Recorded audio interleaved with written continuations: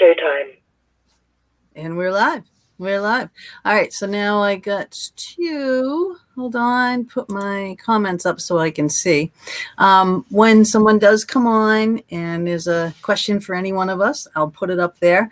So look at my beautiful ladies I have with me tonight, everybody. I'm so excited. I've been waiting and waiting for this interview for so long. I love these things. Yeah, so great. I wish I could have done this the day that, the book actually came out. I would have loved that, Yeah, well, everything happens for a reason. So we're here now. That's true. Yeah. So we got, we got Ken. See, look at, hey. Hey there. Hey, and Linda Wolf says hi. Hi. Hi, Linda. Welcome, guys. Please share the video. 1 minute until showtime. So we have 1 minute. And around 9 o'clock, we're going to have a little surprise company come in just for a minute.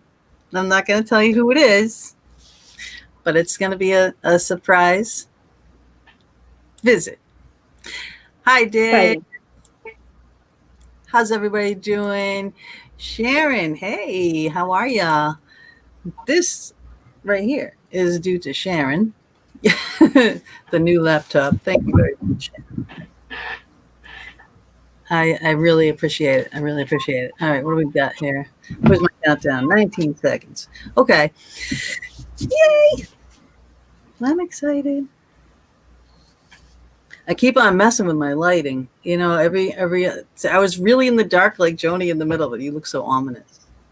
I like looking ominous. That's the look I go for most days. 5 seconds. 4, 3, 2, 1.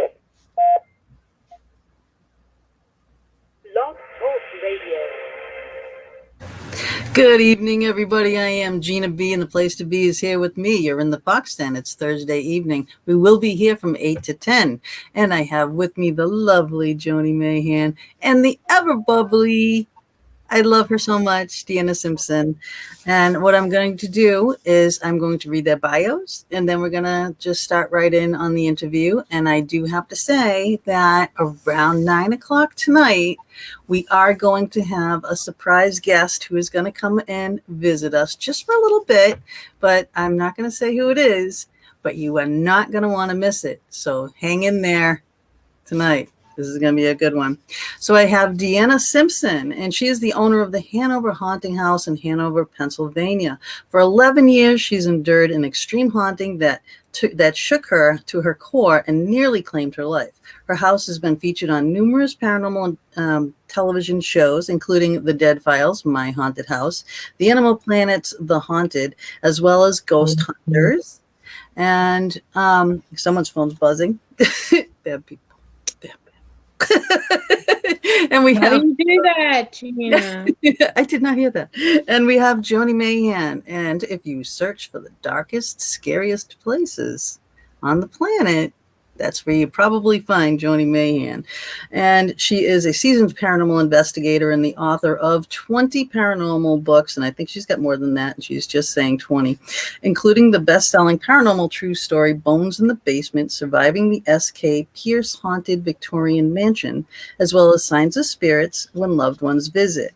She also operates Haunted New Harmony ghost walks and investigations in the town of New Harmony, Indiana, where she currently resides. Her intrigue regarding the unknown frequently leads her into dangerous situations, ones others often leave untouched. I've been to a couple of them. Unless it's Gina. Then she'll be right there next to me, hold my beer. That's right.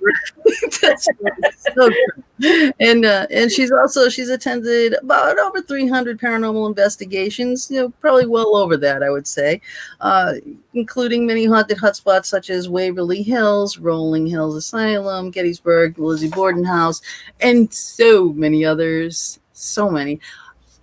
Thank you so much for being with me, ladies. I really appreciate it.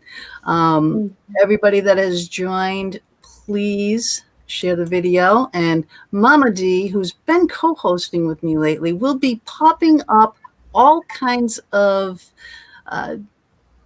all of your links and whatnot in the chat room. So when you want to see where to get the book, she'll have that information in there for us, which is wonderful. Now, I want to start this off tonight, okay, by I'm going to ask both of you the same question, although it's going to be in different contexts. DeAnna, what was your impression when you first saw that house?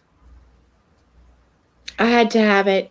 It reminded me of a childhood home when I was a little girl in Kentucky growing up with my mom and dad and my brother. So I absolutely fell in love with it immediately.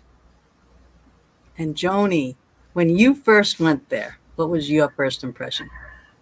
Well, I was a little overconfident. I was aware of the house. I was aware of the things that were going on there. I'd watched some of the shows, and DeAnna asked me to write her book, and I thought I was on my way back from the Massachusetts Paracon, and I thought, it's almost halfway. I'll stop there. I'll spend the night. I'll get a good indicator of what the house is like. And whoa, I took one step in the door, and being a sensitive / medium, they were all over me. And I just could not understand how anybody could spend more than 10 minutes in that house.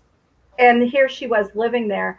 And it was validation for me. I knew in an instant, not that I ever doubted her stories, but it was a huge confirmation. There's something very negative there, very powerful. And there were actually quite a few of them. And they did not want me in the house. I feel like they knew why I was there, and they were trying to really get me out. So, yeah, crazy house. Yeah. And honest to God, I'd never been to the house. She invited me so many times, and I just never, we just couldn't make it happen.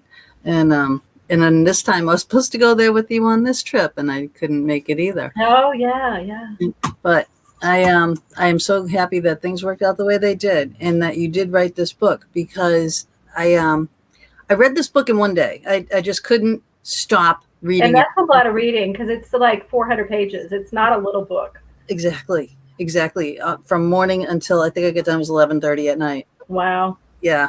And I don't have the hard copy yet, because I'm waiting my hard copy that you both sign it for me. And I was reading it, so I was sitting on my computer that entire time too. Bob kept coming in. What are you doing? I'm like, I'm reading. I could not stop reading. You wrote it masterfully. I mean, I just can't even come up with a better word for it than masterfully. And I can't imagine anyone else writing this story, honest to God. I really can't. I'm so happy for the both of you. And the one thing that drew me in too is like right from the get-go, just the way you described the situations and the things that happened. And the scene that you described about DeAnna, when you went out to the front yard and you were working in your yard and you saw that old woman with the dog coming down the street. Yeah. Can you tell us about that? Sure. It was an Indian summer day in February. And I thought, well, I'm going to rake up the yard and get some dead grass up and get some leaves up. And I went outside, took my rake and my gloves and started raking the yard. And then all of a sudden, I just started hearing this very, very, now remember, I live on a corner lot. It's pretty big, and right across from the corner lot is a big church, a Brethren church. And as I was raking the yard, I was looking down, and this elderly woman, all I could hear was, "Oh, good day to ya." I mean, her voice was very distorted, very elderly, like she sounded like she was in her 90s, had that high-pitched voice, that crackle. And I kind of looked up and I stopped raking and I was like, "Well, hi, how are you?" And she's like, "I'm fine, dear." And as I looked at her, I noticed she was very period, like remember the Ben Franklin 5 and dime stores where grandma would go get a floral pattern dress that they handmade themselves with the little black shoes with the little bit of heel to them. And she had a little knitted sweater. Mm-hmm. And, but she looked very gauntlet, very, very skinny, emaciated. And I looked down and she's got this 3-legged dog. It was all mangled and hairy and just about as eldest. And when she just looked at me, she was just like, well, she says, she basically just said, how are you doing? And I said, I'm fine. And she says, well, good luck to you. You're going to need it. And, blessings on your new home. And I said, good luck. I'm going to need it. Blessings to our new home. And then I just kind of looked at her and she goes, well, yeah, didn't you know? There was a boy that was murdered there. Good luck to you. And I went, oh, wait a minute. And I looked down at the ground. I took off my gloves. I placed my rake down and I went, wait a minute, I want to talk to you. And when I looked up, I looked around and she was nowhere to be seen. Nowhere. That's crazy. I And mean, you can see how it was fairly easy for me to write this book because of all the amazing details that DeAnna gives. Like, all I had to do is just write down what she told me and describe it. So she was very, and thinking about this, I mean, imagine trying to remember what you did 12 years ago and describing what the person wore, and whether it was an Indian summer day and just all those massive details. I mean, she's been really an amazing person to interview because her memory is pretty spot on. Better than mine. I'm glad it wasn't reversed because 12 years ago I have no idea what I was doing. Nothing. I didn't have an extreme haunting like she did, but well, you've lived through your share, but yeah, you have. You wrote a couple of books about that too. But when you were first hearing about this, though, what were your initial thoughts? I mean, was this different? All right, you've interviewed a ton of people. You really have. And what was it that was captivating of DeAnna? I have a visitor behind me. Can you see that? We knew that was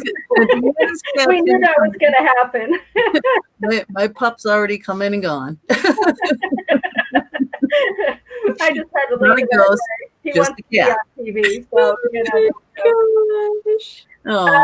so when she asked me to write it and I started thinking about it, I thought, okay, I've written Bones in the Basement, and that was kind of how I was going to model it after, because it's another extreme haunting and it's a true story, and it was fairly successful. I mean, it did pretty well, and kind of put me on the map for the paranormal books. Right. And I thought, I kind of model this after that. But when I got into the story, there were so many other layers, and DeAnna was so forthcoming with everything, every aspect to this haunting. And, we got into, the emotions that were behind it, where I really couldn't get that so much with Bones in the Basement, because I was friends with Edwin and Lillian, but I wasn't like a sister. Like DeAnna and I have become very close. I mean, I don't know, DeAnna, do we talk on the phone at least once a day, sometimes twice? I mean, now that we don't need to, we still, we're still very closely connected. So telling her story, it was like I was able to, tap into her energy and really get a good grasp of what she was feeling, what she was going through. So it is still somewhat modeled after Bones in the Basement, but it takes a deeper dive, and it just goes, it's just about even better book. So, well, I have to say, this is the reason why I figured you were going to be the absolute perfect person for this. That's how I met you. Was because of that mansion. I met you at Salem Con. I asked you to buy that mansion with me. I was drawn to that mansion probably the same way that you were drawn to your house, DeAnna. It was calling me. You know what I mean? I never felt a draw like that to a house ever. So she, Joni thought I was a crazy person, but that book was amazing. And when I was talking to you, DeAnna, and you were, having such issues with trying to get your story out there, and all the rigmarole that you were getting tossed around in the paranormal community, so to say. Yep. And the difference between the ones that want to use you and the ones that just want to help you, And yes. You were just like, I just really want to get the book out. And I said, I really have a great person. And you are very and I can understand it, shy, because you've been bitten. So I was like, please believe me. Now, see, was I wrong? Yes. No, not at all. Spot on. and she is just such a. This story needed to come to light, I think, with your memory and your writing skills. I mean, I really think there should be a movie.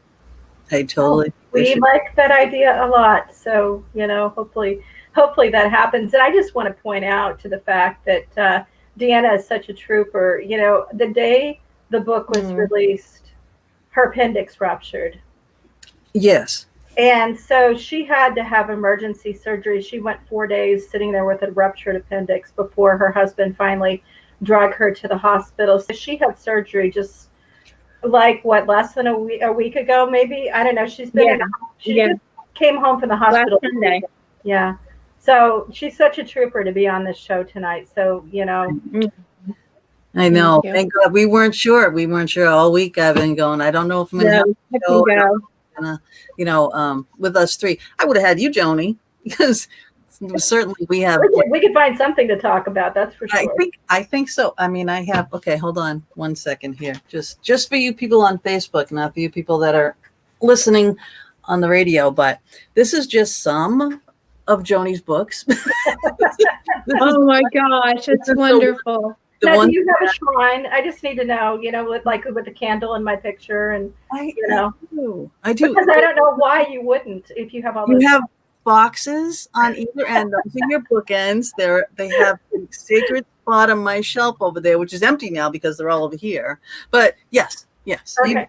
All right. And I made enough room for the new book. When I see it, I'll make a lot of room because it's really big. So. Okay. Yeah. Okay. It is. It's probably like ghost magnets. Well, and it needs to set forward. It can't sit on the spine, so everybody can see it and admire it.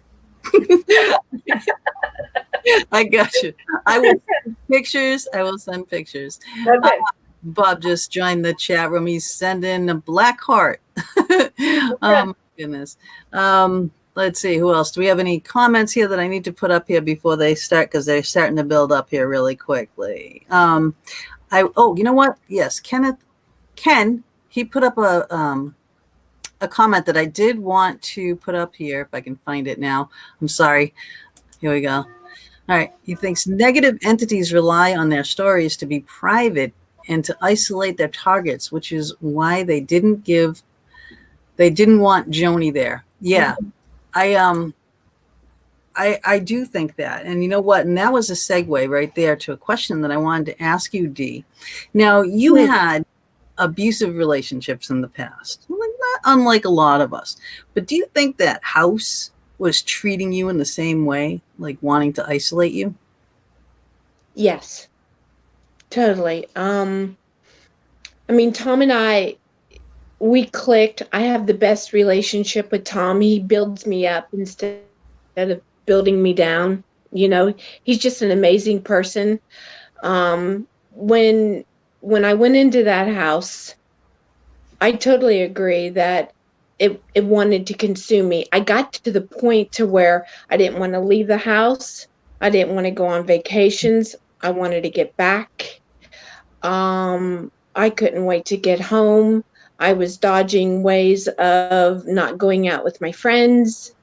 I was just getting sicker and sicker and sicker about it, to the point that, it was tearing Tom and I apart because it was playing us both and separating us slowly over time.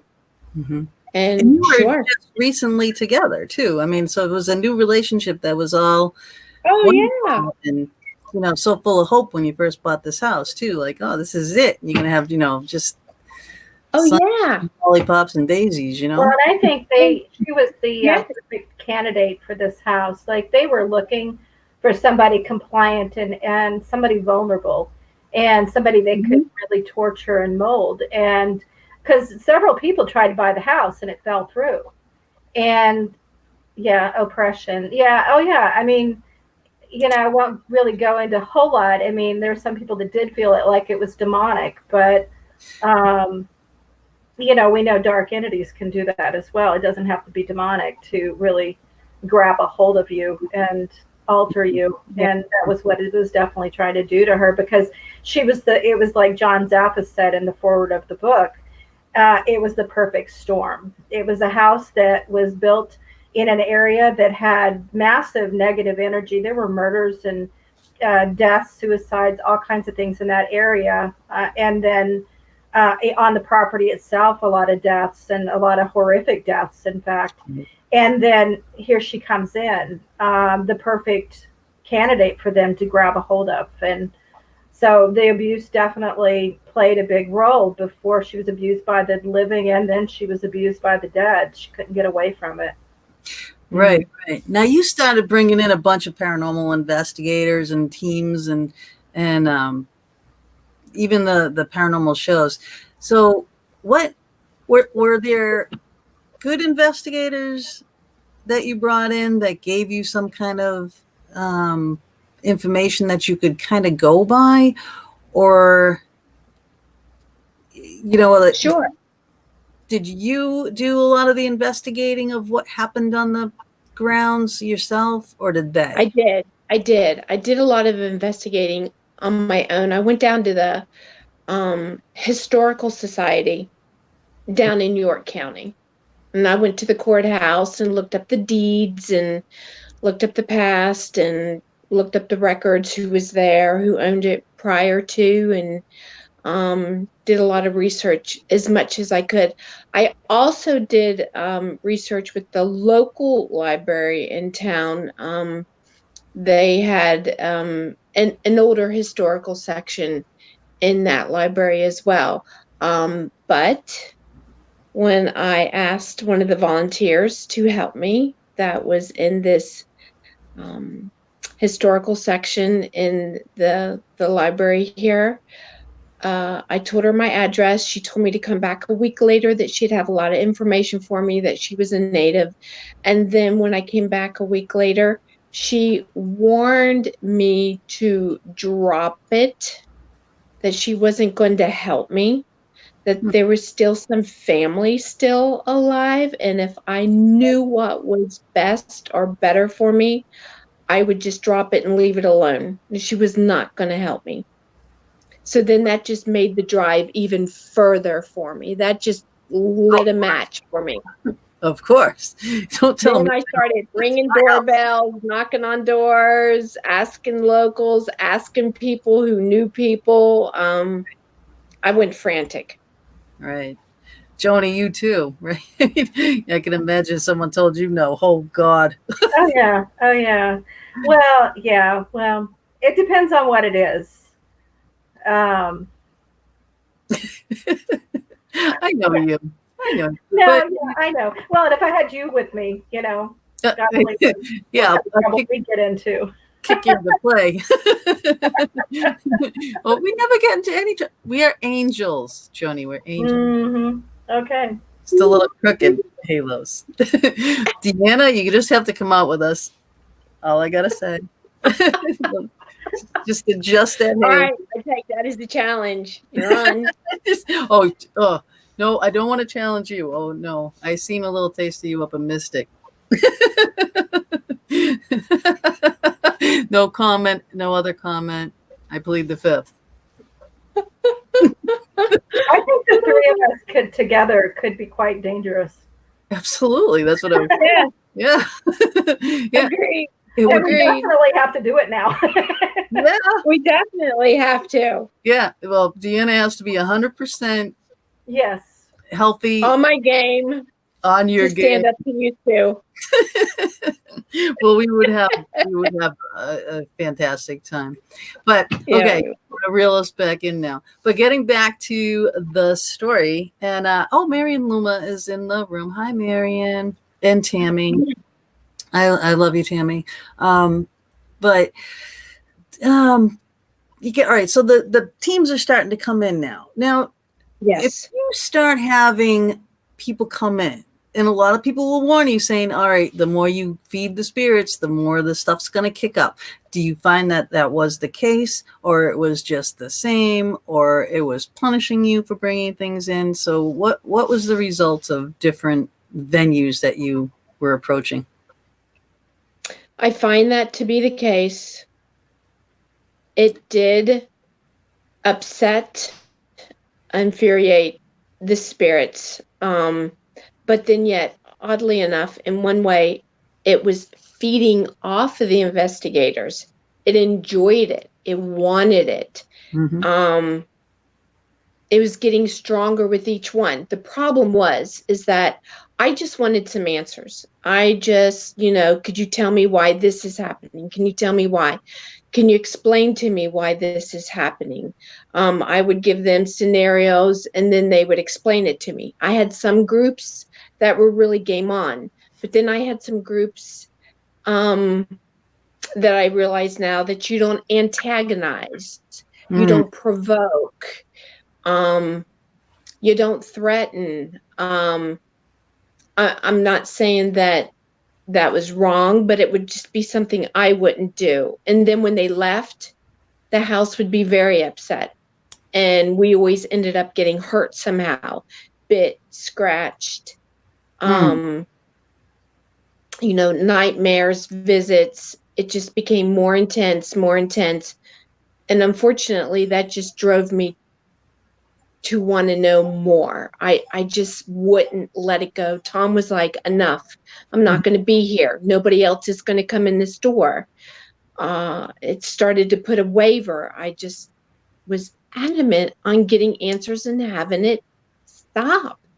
Right. And your daughter too came and stayed with you for a while, correct? And yeah, Amber. Mm-hmm. Was she suffering the same as you? Was it a little different for her? It was a little different for her initially. She heard my woes and cries, and she heard my concerns, and she heard what was happening. I shared a lot with her. It was a settle for her, and then it just hit hard. And after a while, she couldn't take it anymore, and she moved out, and she moved in with her sister in another apartment. And I know how you love your family. Yes, devastating, for sure. Unreal. Now, what was the first television show that you did? Was that the A Haunting or My Haunted House? Yeah, the Haunted. Yeah, A Haunting. Yes. Yeah. Or The Haunting. The Animal Planet. Yeah. Discovery Channel. So many of them. Yeah. So actually what had happened there is we did not submit our story for that show. We had a paranormal group came in and they had gathered so much evidence. And it was actually the study of the effects of animals in your home. That's what that show was based on. And a paranormal group, when I told them that it had killed my cat Skittles, but I didn't understand that aspect at first. I mean, I was new to a haunting. I didn't understand what was going on as Skittles was getting sick. So they submitted our story to the Animal Planet. In turn, they called us, and that is how we got that show. Right. And how did that go for you? Was it a good experience for you? It was a great experience. Now, it was based on the study of animals. The group had said that they had cleared and cleansed the home, which, you know what? I give them a little bit of credit for that, because when they cleansed the home, initially 2 to 3 weeks, 2 to 4 weeks, it felt light, it felt airy, it felt like, hey, yeah, I do feel something different. But then it just came back with a vengeance, came back tenfolds. Right. So we had said on the show that it was cleared, but it had not been. Yeah. I know. And then even if it could hide, and come back. But Tammy asks, is DeAnna a sensitive or empathic? And I think you're a highly empathic. Highly. And I've learned a lot through this with Joni. And he has taught me a lot. Kudos. Yeah. Kudos to that one right there. Right. Big time. She taught Paranormal 101. She's a teacher for many years, and she wrote one of these books here. Where is it? It's one of these. Dark and Scary Places. It might be still over there. No, Dark and Scary Things. Here we go. This. All right. You want to know anything about paranormal? Anything? all the subjects are in here. She covers and touches everything. I'm telling, she's been in this for years. She knows her stuff. I wouldn't hook you up with anybody else, DeAnna. I really wouldn't. It's perfect. No, it's Yeah. perfect. To expand on that a little bit, I think DeAnna's abilities, like most of us that have some kind of sixth sense, have definitely grown over the years, and every experience really expanded it and made it stronger. And I think, I think she's probably has some clairvoyant tendencies, because she has seen a lot of things, and she's also very good at capturing things on camera that most people can't. And I think that is an attribute of a clairvoyant. So I'm not saying that she should expand on it and work on it, because, it definitely comes with some downfalls. It does. It does. Yeah, we don't want to haunt your new house. No. But we have been working more about protection, learning how to ground and shield. And one thing I told DeAnna is to do that every morning. And, even if she's going out into the world to go to the grocery store, you're going to find ghosts there. And if she's a ghost magnet like I am, paranormal protection is really important. And so we've definitely been spending a lot of time talking about preventing this from happening again. So Yeah. I don't want a part two. I really don't. I want DeAnna to live a happily ever after. Absolutely. Yes. Yes. And you did just hear Joni correctly. She finally, God, how many years did you own that house, DeAnna? She finally sold it. Oh my gosh, 11 or 12. And you know what? I'm sorry, Gina. It was on the market for 8 months. It sat there for 8 months, and we rented it to really good friends who said, "We'll be okay. We can take care of ourselves. Yeah. Can we rent?" And we got to the point where, since Tom was maintaining 2 homes, and we said, yes, Yeah. let's rent. Okay. So Well, I'm so glad you're out. unfortunately, I am. I'm very glad you're out. Let's see. I'm just looking at the comments over here. This yard stream is like opposite world. If I'm looking at you, I'm actually looking away from you. So when I look over at the comments, it looks like I'm not looking at you, or when I'm looking at you, it looks like I'm looking away. It's crazy. So I don't want you to think I'm ignoring you or anything, but it's tough. I have to think of looking opposite. So it looks like I'm looking at you. What was this one? Now let's see. Extreme hauntings happen to people who don't know what they are. I don't think I agree with that too much. I think a spirit is going to attach itself to who it wants.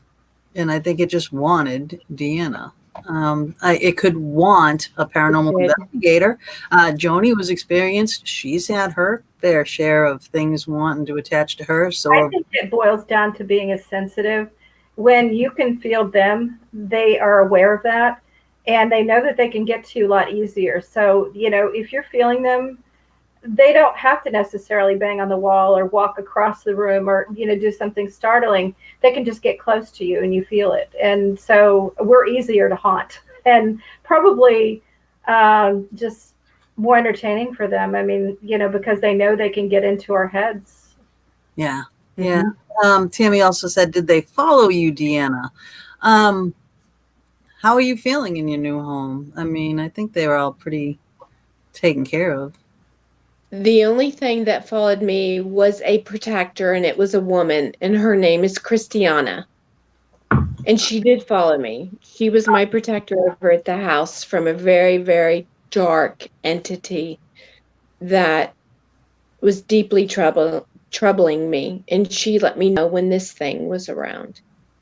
Right. And I'm telling you, I love the way that it was described in the book. I love it. And as I'm reading the story, Joni, I could just watch it like a movie in my head, seeing you, and then that picture comes up and there's DeAnna standing at the window, and it's like, wow, I totally envisioned that in my head. And it's going to blow you away. We dedicated the book to the memory of Christiana, because she really there's a mirror in there about her life versus DeAnna's life. Christiana was also abused, and Right. she was actually murdered by the man that eventually ended up haunting the house. So DeAnna, and she was trying to protect DeAnna as best she could. And every scenario that DeAnna went through where she could have really been seriously hurt, a lot of times it stopped, like at a certain point. And we like to think that it was Christiana that came in and helped her and kept her from really, losing her mind and her life. Right. So when these occurrences, like Joni just brought up, Dee, when they would stop for a while, did you think, oh my God, oh, thank you, it's over? Like every time that it would stop, was that the first thing going through your head? No, actually, I was just the opposite. I was paranoid. Yeah, when I would come out. It would stop, and then I always had that doubt. I never had that reassurance. I'm sorry to say that I was never fulfilled with that answer. I was so scared and so insecure about the whole situation that I was just like, okay, when is that cat going to come out from, behind the door? When is it just going to pounce me when I least expect it? Right. I lived in fear. That is no way to live. That's a No, that's a decade plus of your life that you lived in fear like that. That's so, it's a miracle that you weren't suffering even more health issues than you were. But speaking of, what happened to you on the stairs? Tell the story about that incident. My husband was in the family room and he was watching a movie, and I said, listen, I'm just really tired. I'm going to go upstairs. And I said, I think I'll just read a little bit and go to bed. So I had a glass of wine. And as I was going up the steps, my lilac female, Peony, she was at the top of the steps. There was 14 steps. So I looked at her and I went up a few steps and I was just like, hey, baby, mommy's coming. You know how you talk to your pets. Oh, yeah. How you love on them. And then I went up a few more steps. And as I went up a few more steps, I was basically about on the 8th step. I just remember just frozen in fear. And I just stood there and I just had that overwaving, just that horrible, spine-tingling, goosebump feeling like, oh my God, here it comes. The cat, she tears off. And then all of a sudden, in the corner of the bedroom, as I looked up, I just knew to look there. I just saw this big, black, smoky image just come out of the corner. And this is hard to describe. It was black as black. It was the blackest black I had ever seen in my life. And you know what I mean? Okay. That kind of description. And it was just a mass. And as it was coming towards me, it was almost like tree-like limbs with eyes just out of nowhere. I just froze, like I just remember that, that breath you get when you're just like, like you're just like you're just overwhelmed. You see the movie until it actually happens to you. You don't understand that that's an extreme emotion. That's a response. It's an extreme. It is. It's like that fight or flight. Like when you're about to get in a car accident and your heart is palpitating and you get that feeling in your throat like you can't swallow, and before you know it, it was just like these arms just bolted out and just slammed my shoulders. Just with such force, and it just threw me. It threw me, Gina, so hard that my feet levitated off of the step. I was thrown. I hit the wall. I slid down, and then once I hit the tile, I knocked open the door, which are the attic was our bedroom. It was made into a loft. The door slid open and I felt something gripping the back or the top of my head. And that's when Tom was like, what the hell's going on? And he's running into the kitchen. And I just remember holding my head, and I was just drug all the way out into to where the kitchen table was before I stopped. Oh my God. It was Now Tom, horrible. yeah. And at that point, Tom can't refute what just happened, right? Or was he No, trying? he can't. I mean, he was leaning over me. The wind had been knocked out of me.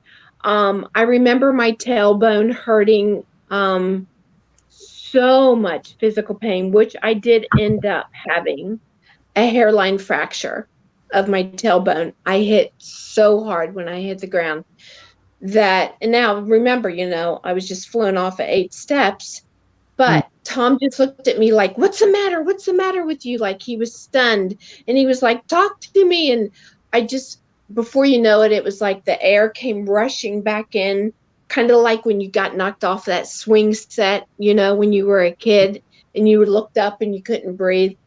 And I just started screaming. He's like, I'm calling the paramedics. And I'm like, no, no, no. And I just laid on the floor probably for 20 minutes, just sobbing, trying to deal with what just happened. I couldn't even talk to him. I was just crying so hard. I couldn't even get my words. I couldn't even function. And he just laid there with me the whole time until I became able to come around and come able to come around and start to talk to him more. Oh my gosh. That is no way to live. I can't say it enough. It is no way to live, No. And at that point, were you like really wanting to get out? Oh yeah. It was a constant conversation with Tom and I continuously. And then when I would see that it was starting to pull us apart and we would start arguing, he would come home, and as soon as he came home, and he would just look at me, and I knew not to say anything, like, okay, let the man eat, let the man sit.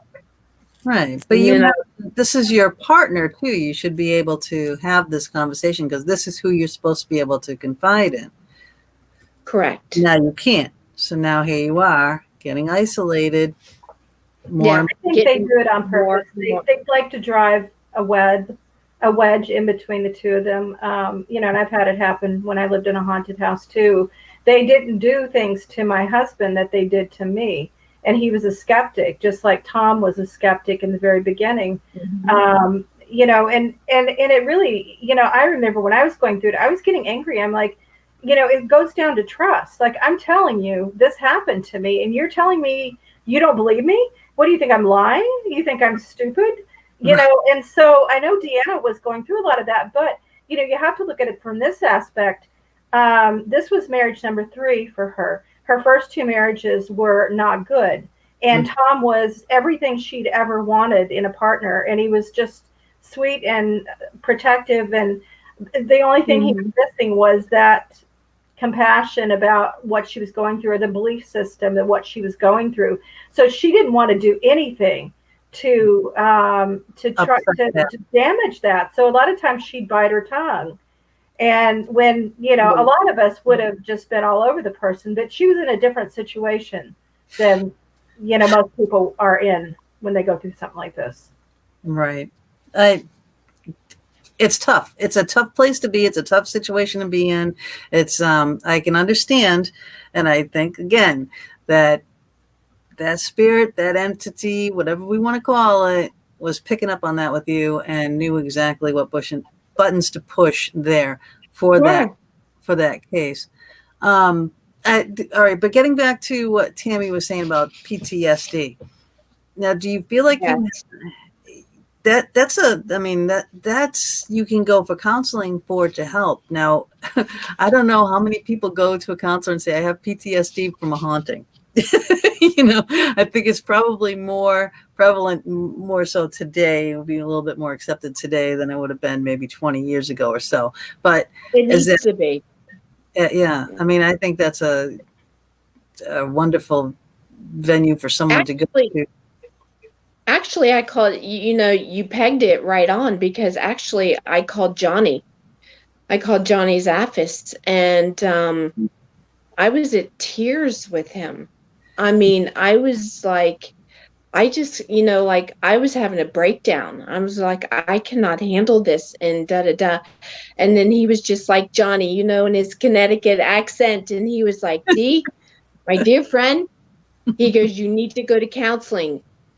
Yeah. People with extreme hauntings, he said, does give you post-traumatic stress syndrome. And he says you need to go to counseling. He says it is not uncommon. You need to do this, and don't stop until you find the The one. right person. Don't, if they're not the right one, keep looking, keep looking, keep looking. And I did go into counseling, and it is a male counselor.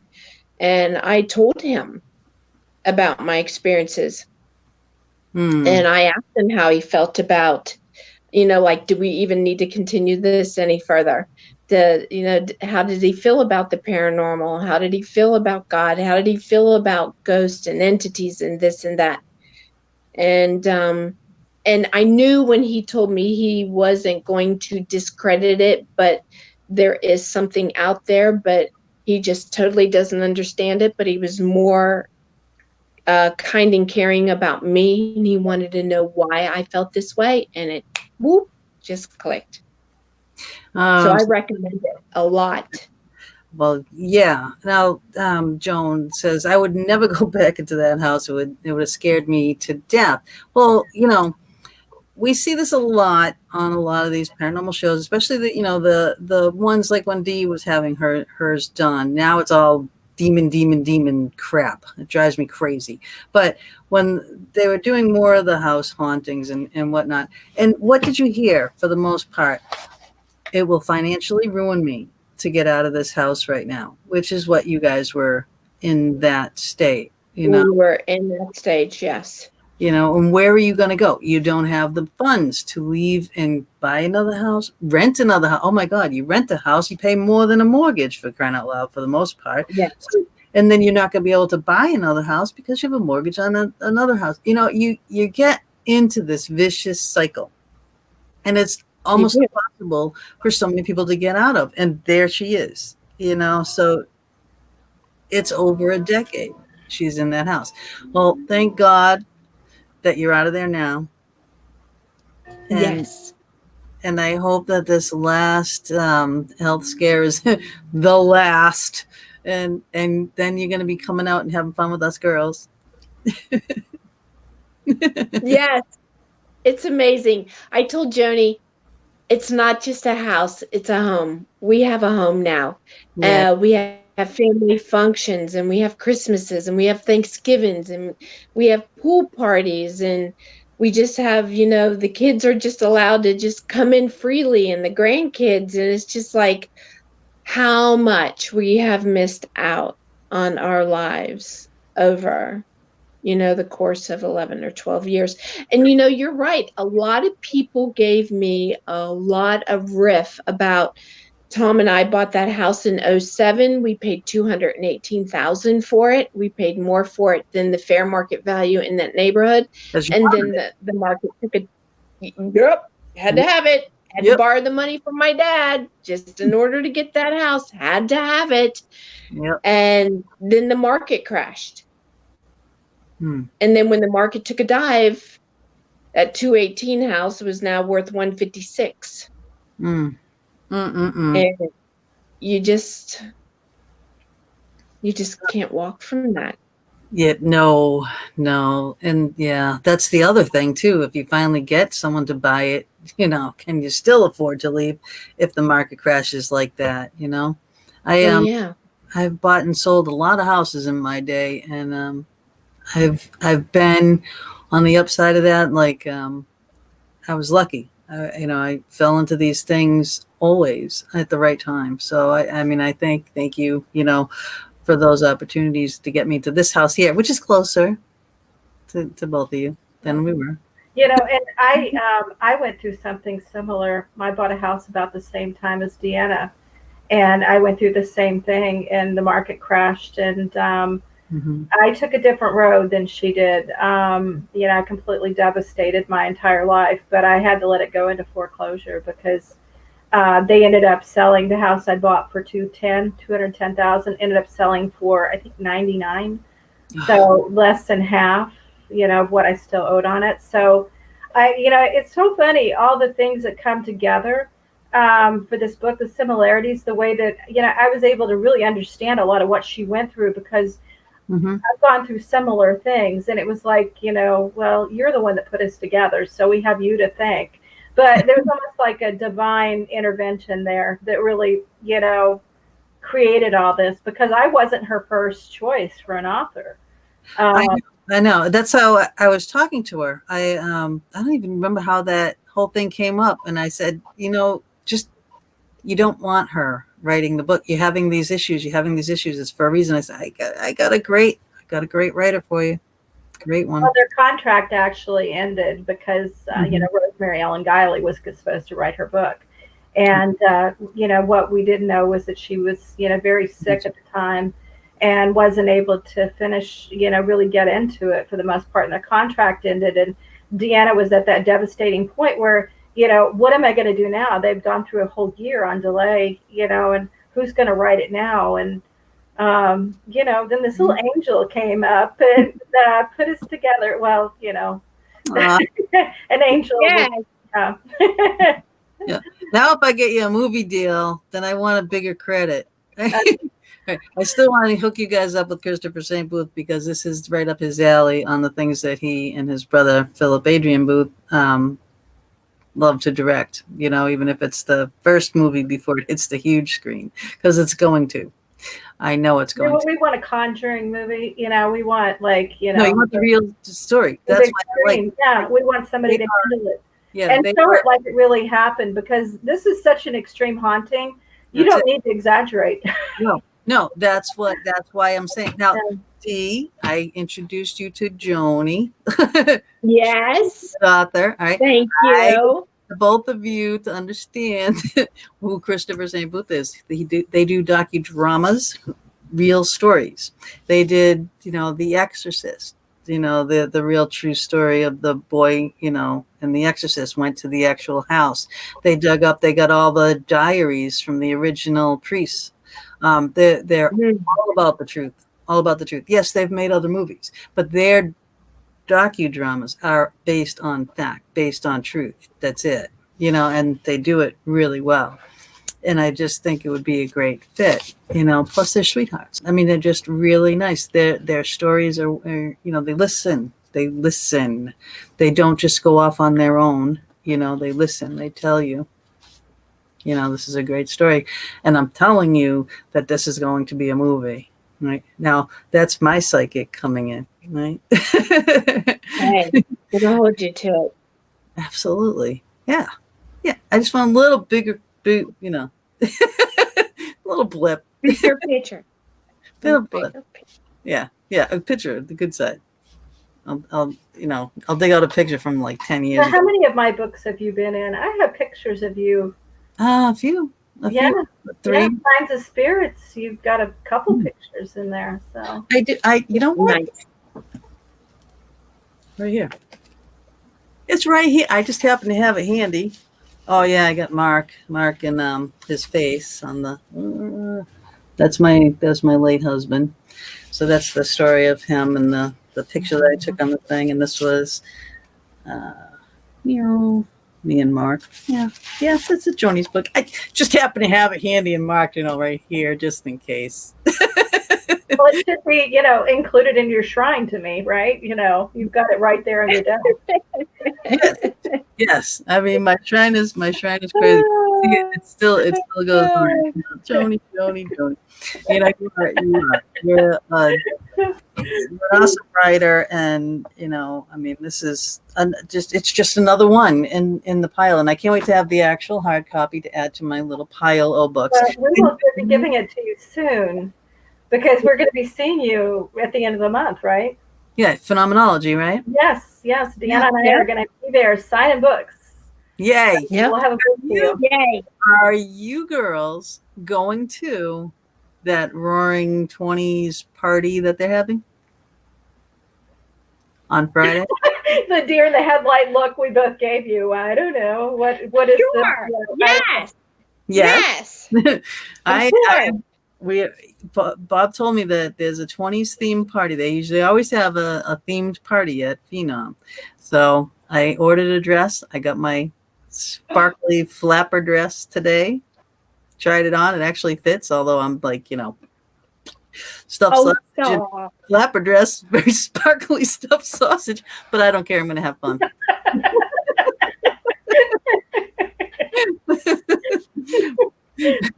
But I can't wait to see you guys, and we are going to have fun. So I don't know if you guys are going Thursday. We're not going Thursday. We're going to be going up for Friday, and then we'll be there Saturday, Sunday. Tammy. We need we should have a para get together, like a slumber party. Hey, come on over. Come on over. Tammy, us girls, we'll kick Bob out for the night. Be great. There you go. Well, Deanna and I are sharing a room, so you can just come with us. Yeah. Okay. Oh my God. We're gonna have so much fun. We really are. What time we got here? You know what? I just want to check something right here. The Flapper Girls. Yes, Dave, the Flapper Girls.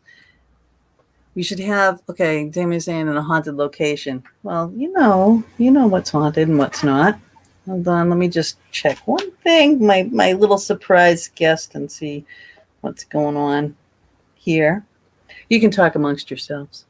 It's my show, I can do that. What is going on here? So, Deanna, do you have a cat on your lap like you said you were going to? I can't believe Peenie's right over there. I keep looking at her like, oh my gosh, why aren't you on my lap? Come here. She's like, no. And like mine, I keep leaning my head to see if I have another one on the table, but I think they've all departed. So they went and laid down. Oh, yeah. Lacey came in and she went right back out. Usually she tries. She gets a little antsy by the end and wants to come over and, mommy pick me up. Oh. Yeah. All right. I want to write one thing, and then I will be right with you guys. I apologize for that. All right. Okay. So, and I'm anxiously awaiting our little surprise guest that we have coming on, and let's see. Oh, yes. You know what I wanted to ask you, though? I reel us back in again and getting back to the house. Portals. It was actually a picture of a portal. Now, how was that? Where was that in the house? Was there more than one? Was there one? How did you come up with this idea that we were told by a lot of mediums that came into the house or other paranormal groups. Actually, that picture was taken by a paranormal group. As soon as you go down the basement and go off on the right side, back behind where the washing machine and dryer is in the back. And we were told that it was in that area, and then it went up through the floor and into Tom's den area. He used a spare bedroom as like a den. So that's what we were told. I do believe it was a portal because we've had a lot of pictures down there, a lot of activity, lots of EVPs, lots of pictures down there. Okay. That would occur. My surprise guest is here. Now, Joni, you already mentioned him, and so did you, Deanna. Okay, we have Mr. John Zaffis is joining us tonight. He was the one who wrote the foreword to the book, and he I don't know what he's doing to his camera, but he wrote the foreword to the book. He has a big chapter in the book, and he was gracious enough to want to come on and say a few words to you. John, are you there? I'm trying, but it's not working. Uh-oh. I'm going to pull you back off and then try to edge you back up again here. Uh-oh. Well, we can hear you. Yes. Don't know why we can't see you, but we can hear Oh, you. there you are. You are. Okay. We got it now. Hey, We got it now. we're We better now. There we go. Okay, I'm gonna have to hold it because for some reason or another, when I put it in the stand, it shuts down and I don't know why. Hi, Miss D. How you feeling? Hi, honey. Oh my gosh, Johnny, I'm hanging in there. Every day is getting better, but it's a slow progression. Cool. Yeah, you just get better because you're going to be very busy at the end of the month with Joni, so you'll be very busy. yeah. Yes, I am. I can't wait. I Yeah. can't wait. It's so good to see you. Yeah, no, it's good. It's good. Good to be on. Good to be on. And how's Miss Fox doing? I'm doing great, John. Thank you so much for coming and being with us tonight. You don't know. Oh, you got it. I Hi, appreciate it. John. Yeah, John. But so we will see you at Phenomenology. We're all going to be there. We're gonna there's trouble right here. These 4 people right here, trouble. But Yeah, but you know what we have to worry about? Not the spirits floating around, the ones in the bottles. That's what we got to be careful of down there. well, there you go. So I have to ask you. I was just asking the girls there. I said, "Are you going to go to the themed 20s, the flapper gangster themed party?" Oh, absolutely. Are you kidding? I wouldn't miss that. I wouldn't miss that. Okay, good. Because I got my flapper dress on and I want to do my little. I got my fringies and everything, and I need my dance. Let's go shopping. I do. I need my dance partner. John is like, oh my God, he's the best dancer at these things ever. I'm just saying that. I can remember the last couple of times you walked up, you grabbed me, whoom, I was right out on that floor. Yes. That's that way about her. You got the moves, John. You got the moves. Oh my God. You know. Yeah, but my hips hurt afterwards. This is from all the walking. You go walking all the time. That's not from dancing. No, fess up. But John, I want to ask you a couple questions about about DeAnna's house. Yes. How did you first hear about it, and when was the first time you went? Okay. I heard about DeAnna's house. Oh my gosh. I want to say, I don't know, D, what? It was about 10 years ago you reached out to my About paranormal 10 years group. ago. Yeah. It was about 10 years Absolutely. ago. And then finally had an opportunity to go down there and investigate a couple of different times with people. Went down not that long ago. Just that was last year, I believe, right? Or the year before. That 2 years. was. That Yeah. was. You're right, Yeah. John. Mm-hmm. Yeah. So I've been in her home several different times now with several different groups of people, and again, it's a unique piece of property, especially down in that basement and that bedroom upstairs. We were just getting so much. With each time we were down in the basement, we would get collective because. With me, a lot of times I feel that there's a lot that ties in with it. And Dean and I have talked about this. A lot of times we have to do with the house, the property, the people that are the collective that are there. And I think a lot of times when these things all tie in together, especially, bringing Dee into the mix, and her and I have talked about it over the years, these things all come together. Were there things that could have possibly transpired and happened that tie in when she was a child with some of this? Absolutely. I do believe that. So again, investigating it with several different groups of people, there's no doubt in my mind that there is definitely a haunting taking place there. Oh yeah. Oh yeah. Even Bob was in there too. With his with the ghost detectives have been in there. We were going to be going back down there too, and again couldn't make it happen. And again, I never did make it to that house. Every time I come down, something would get in the way, and but for whatever reason, it is what it is. But she finally got the right people, I believe, to get in there, to help her to get out of there, to help her to get back onto the road of health. and a good life now.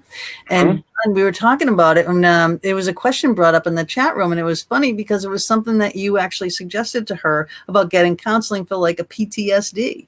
And I think that should be a thing. I think like psychiatrists should open up an extreme haunting PTSD clinic. Well, there's a lot of them today, believe it or not, that are more open and they're better understanding of some of these things that individuals go through. Because, one thing, and I've always looked at it from this perspective, when a person goes through a haunting, and especially a severe one, they're traumatized. And, it's no different than, being an abused individual or, recovering from being an alcoholic or a drug addict or anything. You need that counseling. You need to talk about it. You need that strength behind you to be able to move forward. And again, it's something that I see people are more open to, a lot of the counselors today. They don't necessarily believe in it, but they're willing to listen and comprehend. And a lot of therapists and psychologists and that I do deal with and talk to, they'll never publicly, recognize any of it, but they'll go, man, John, there's some really wild things that these people go through. And then when these people have experiences in their offices, that's what really blows their mind.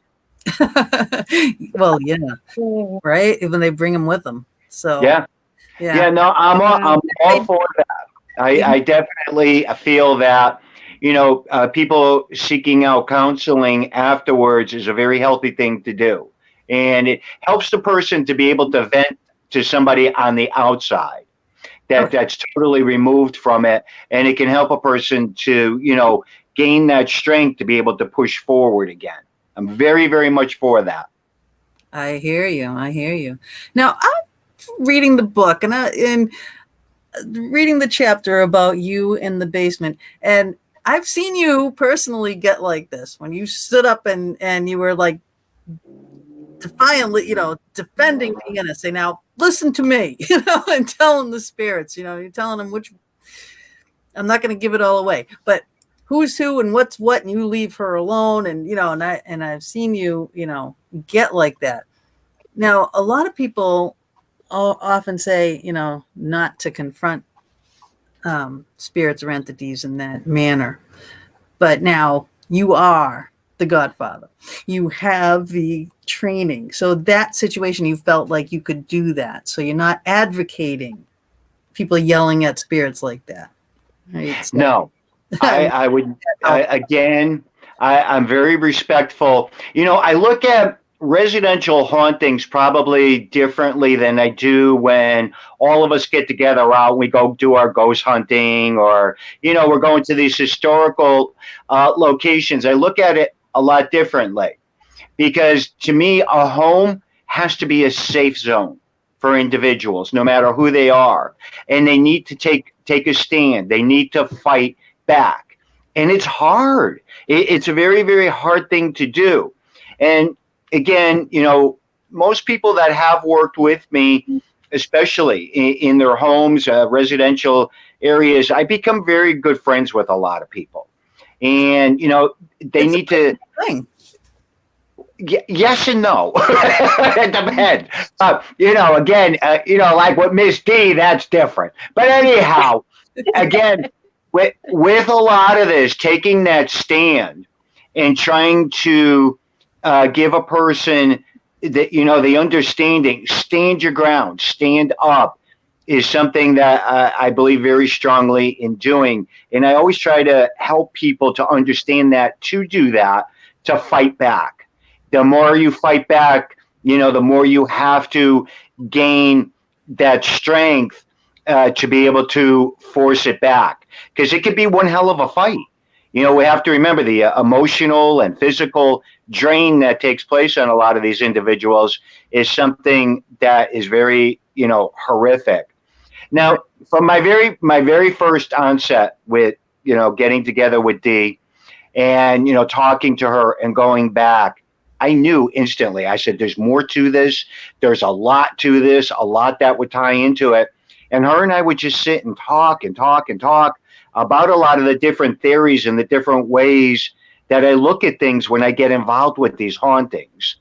And, the key thing, even if it's a little piece of information that was able to help her out with her haunting, to me, that's still something that got accomplished, and still something, I push forward with people comprehending that and understanding it. I mean, I've watched the struggles. I've watched the different things that, people go through, and it's such a hard thing. It's the most difficult thing when you're trying to do something, you're trying to get it out there. I mean, I watched Dee reach out to so many people, a lot of my friends, a lot of us that are a collective that all speak to each other, have reached out to help Dee and, get involved with that. And I think a lot of that was a very good positive and really, helped her out a lot. I don't know, Dee, correct me if I'm wrong. Oh, total positivity. Absolutely. Absolutely. Yeah.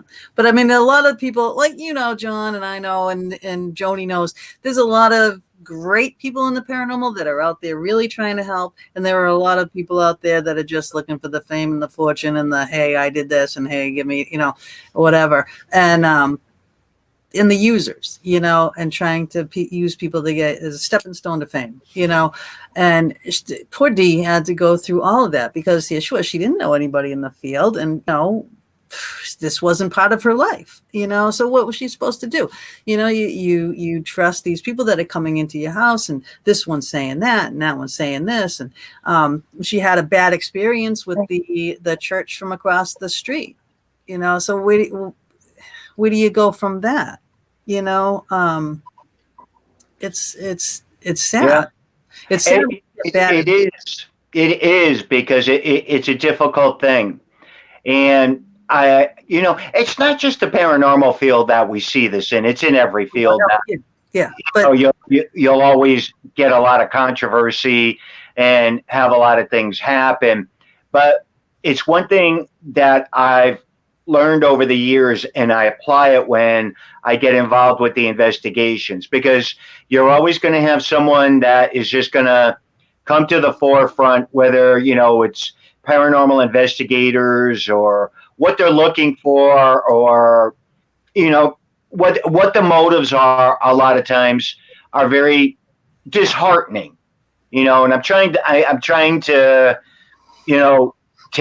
I always try to take that higher road with a lot of things.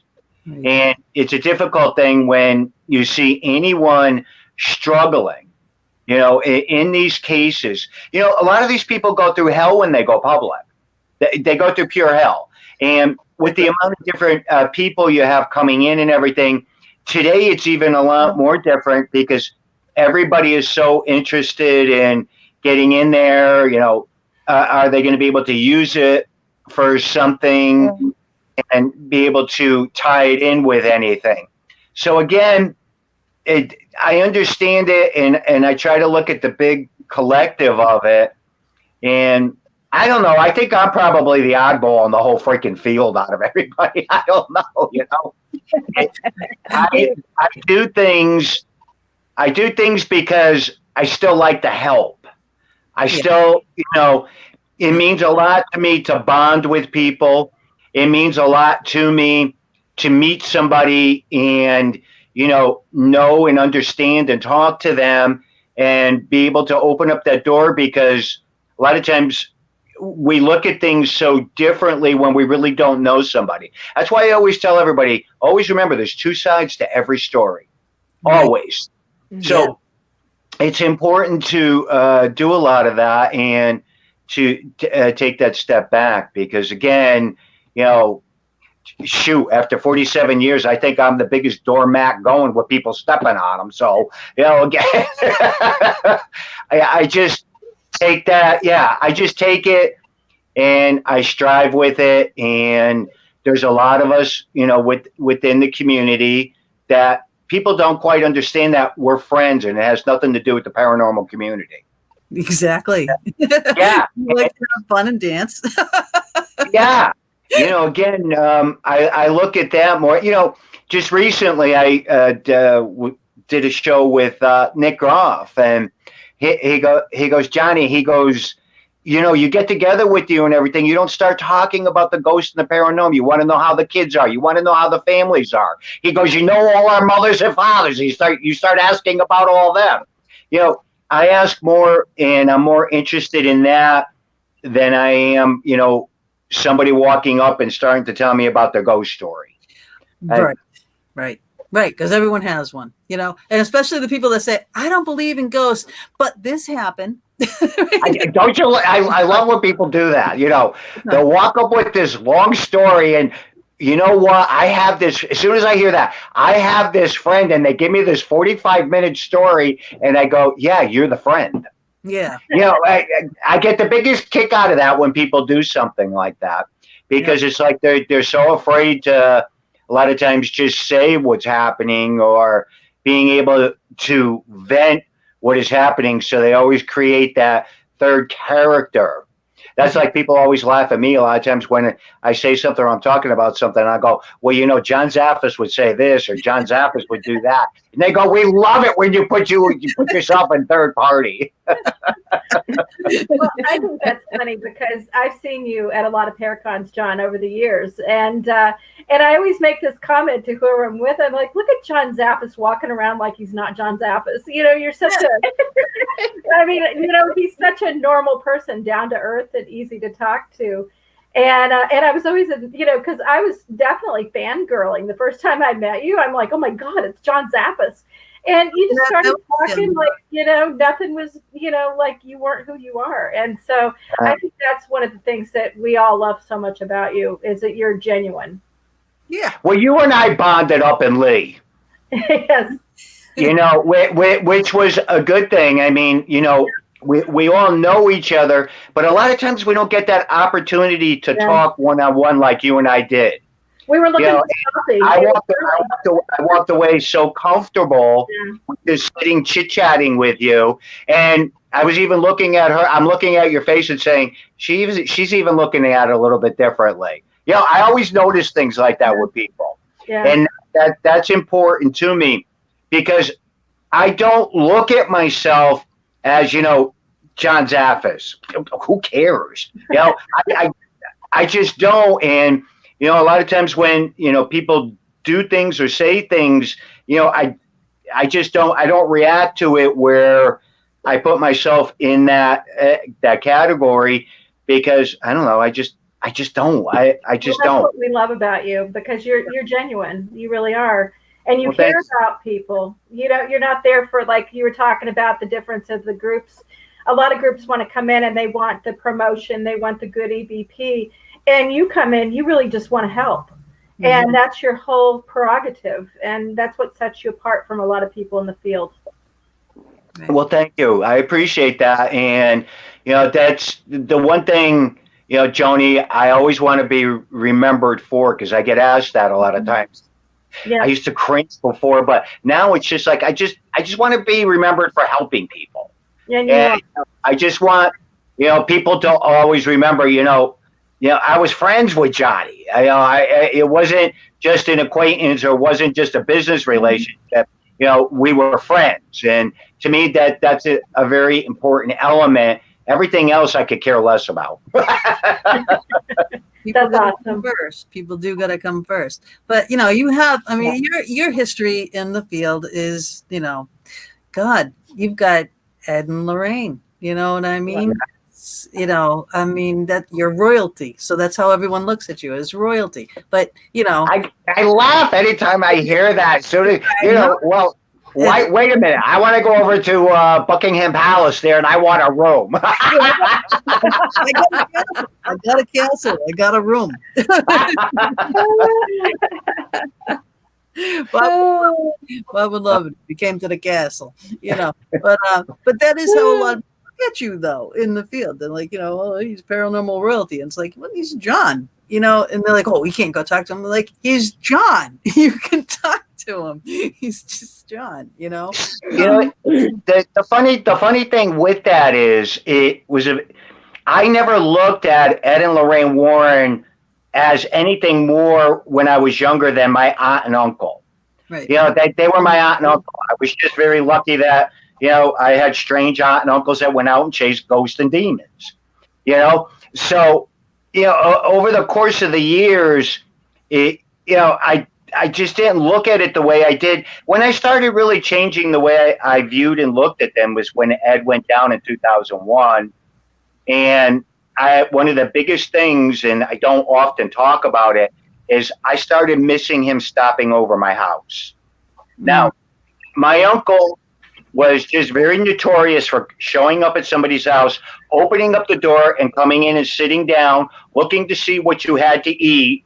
That was my uncle, excuse me. And, you know, and just chit-chatting. And he would do that all, you know, quite a bit. And we would just sit and talk. Then he would get up and just walk right back out the door. I missed that. I missed that so much because it was always, you could always tell when something was heavy on his mind or he was really contemplating a lot. I didn't realize it then, but I understood it, you know, later on that he was venting and he wanted to see what I was going to say because he probably, you know, I probably didn't know anything that he was talking about. But I missed that a lot. Right. Also, you know, again, when I was around them and everything, it was totally different, you know, when speaking and everything. But, you know, and, you know, the funny thing I laugh about, and everybody's going to laugh about this, people to this day still say to me, do you work with psychics and mediums?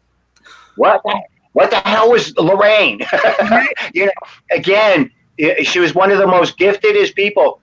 And people go, well, no, she made a lot of things up. No, I used to go on them in what we call cold cases. Right. You know, remember, Lorraine wasn't going to run down and start researching things at town hall and going here and there to look up things. We didn't have the internet. We didn't have the cell phones. We didn't have anything. I would sit there and watch some of the things that she would come out with. And as time would go on, as we were investigating at things, the things would get proven out. And I would just sit there and go, in awe. yeah. Yeah. It's just like, wow. So again, you know, watching a lot of that in having that opportunity and having those things that transpired, you know, over the course of all those years is something now I revere and something now that I look up with and I go, yeah, that's pretty damn cool having Ed and Lorraine for an aunt and uncle and hanging around with them. Exactly. And you know, and they open the door for people like us to, you know, have what we have today and not be as, you know, it still goes on. You're ridiculed for doing what you're doing. And, oh, you know, you're just going and sitting in a room talking to the dark, you know, because that's what you want to do. It's like, no, but, you know, you think what you're gonna, you know, I'm not. Well, there's an old, she used to say all the time, and I've been talking about this since she passed away, because I was sitting here one day and it hit me like a ton of bricks. You know, they got raked over the coals. We all know that. I mean, anything they went public with, just, you know, it would hit the newspapers, hit the TVs, and people would just shred them. And back in the day, back 98 and 99, when I did a lot of their email and stuff like that, and we were just getting into the computer age and everything like that, I would just sit there and tell her, this one's saying that one's saying this, and blah, blah, blah, blah. And I go, Lorraine, we got to say something back. We got to go back. And she would turn and look at me as revere as Lorraine was and go, you rise above that, my dear. Right. You rise above that. And I've always kept that close to me, and that's how I handle a lot of things. It's tough sometimes. It's very tough. You know, I mean, people put people through paces or people, you know, I've gotten tainted in this, like the last couple of years, especially. I've been like, you know, I just get to that point. I mean, a couple of times I've wanted to quit it all. Just like, that's it. And then I'll calm down. I'll meditate. I'll think of the good things and the, you know, putting things together like this, like Joni and DeAnna. Yeah. There's people that will try to bring you down. Yeah. And down to their level. And, you know, DeAnna and I did have a few things happen before the book came out, which you're aware of, and I think Don is too. But we've decided not to rise above it, just like John said, and to be the light. And that's how we're signing all the books, be the light, because there is so much negativity in this world right now and in the paranormal community that we need to remind people to just be a decent human being, you know. Yes. That's all. Just that. Yeah. Treat each other with It's not, respect. it's not hard. It's not No. that hard. No. But I think again too, because a lot of people, don't realize, especially for any of us that have anything out there, the books, the TV shows, or anything like that, we get raked over the coals by people. Mhm. Oh, yeah. Yeah, so we take it and strive, and we just keep moving forward with it, because the more you're out there, the more you're going to get criticized, no matter what it is that you do. And again, too, when Dee was finally getting the book rocking and rolling and everything, and finally getting it out there, I was very happy for her, because I knew the struggles. I knew, a lot of the things that, were transpiring. Mhm. And, again, I felt so comfortable that day just sitting talking to Joni and going back and forth, and she was sharing it with me. And Joni will tell you, I kept pulling back at her, and I just kept trying to figure out where she was coming from and what she was exactly doing. And again, it was a very positive thing that, the outcome of it. I am so happy it's out there. Woo woo! Me too. Yay! Yay! Yeah. It's just, look at Dee's face, though. It's like that smile, that genuine smile, even though she's not right now, the poor thing, but that genuine smile is coming back. Yeah. That bubbly Dee. Yeah. Yeah. God. Awesome. It is awesome. And I'm just so happy. I'm thrilled. I'm like getting emotional right now. Yeah. I'm not. Well, it's a hard thing, again, too. I never asked you, does that bother you that I call you Fox Lady? No. Oh, okay. I just wanted to make sure. Today you got to be so careful what you say. I am. I'm P. Fox. I mean, that's it. But, I think it's a dynamite thing. I think, when people connect, or when we're doing different things. I mean, I'm so excited. I can't wait for Phenomenology. It's been such a while since a lot of us got together and we're able to just hang out. I think it's going to be a blast. Oh, It yeah. is. It is. We're gonna dust off the It will. cobwebs, and that's beginning of the season, and then we'll see you at Para Unity, and probably a couple. Yeah. I don't know. I have to look at my schedule, because I know we're just like packed. Yeah. all the time. It gets crazy. It gets crazy.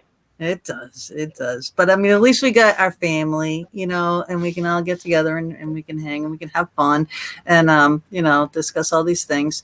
I got a whole bunch of things going on in the chat room over here. There's a lot going on, people. I'm not ignoring you. I'm totally not. Mama D keeps putting up all these links. So there are a lot of links to the books and everything, in the chat room here. Darlene is putting up Joni's links. We should put up John's links, because he's got book too. I got one of John's books right here too. Happen to have it handy right here. Haunted by the things you love. Signed to Fox, right?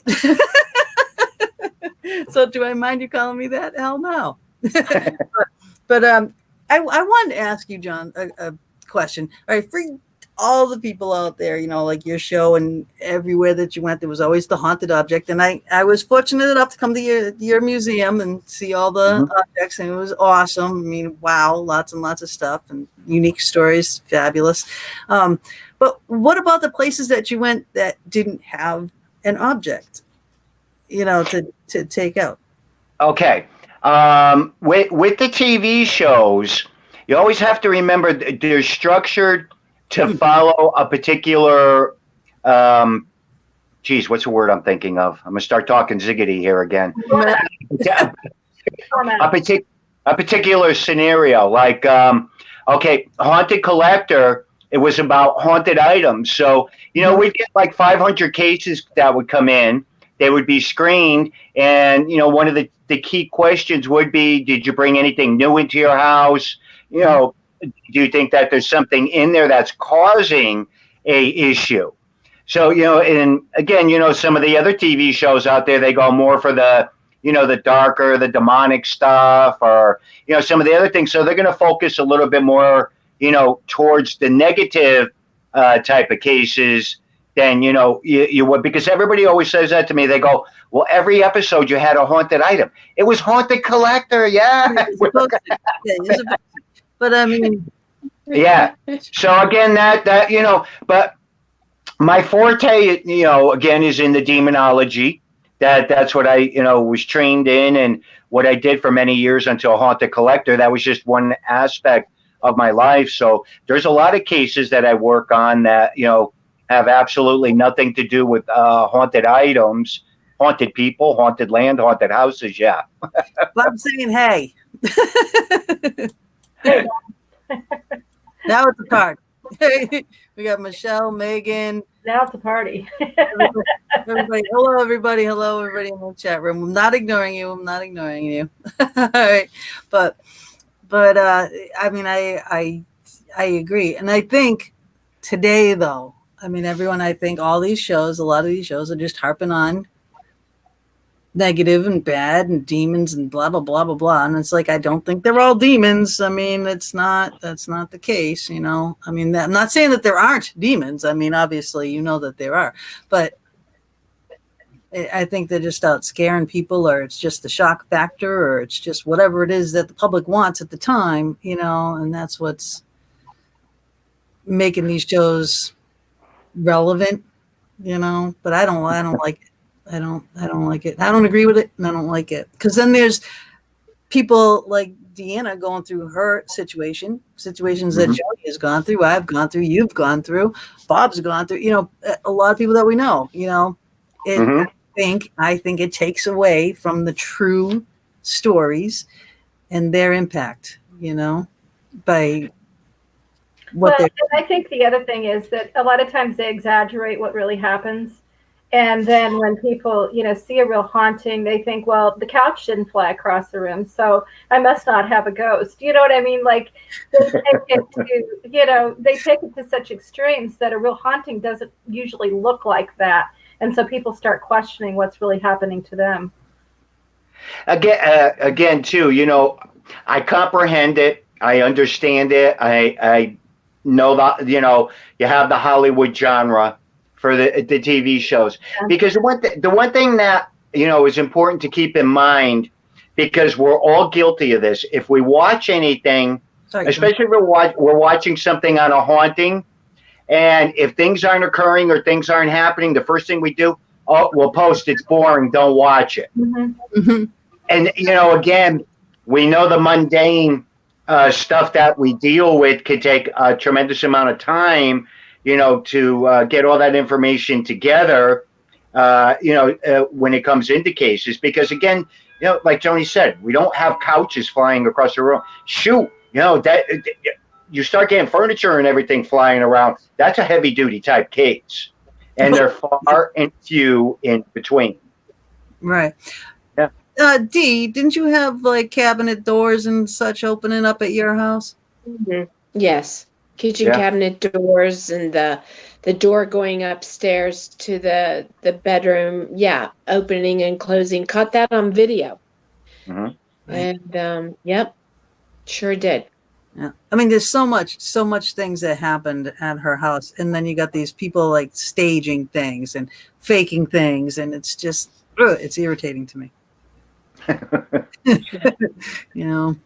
It does. It irritates me. And Megan says, and can we please stop blaming witches for the negative crap? Okay. I'm glad you kind of brought that up, because again, that just came up a couple of different times too, is that, people don't understand one of the most important things in our field is to be analytical. And what I mean by that is to be able to understand all the different religions, all the different practices out there. I think I probably have more witch friends than I do anything else. And, again, the perception is Hollywoodized on what the practices of Wiccan and pagan and witches do.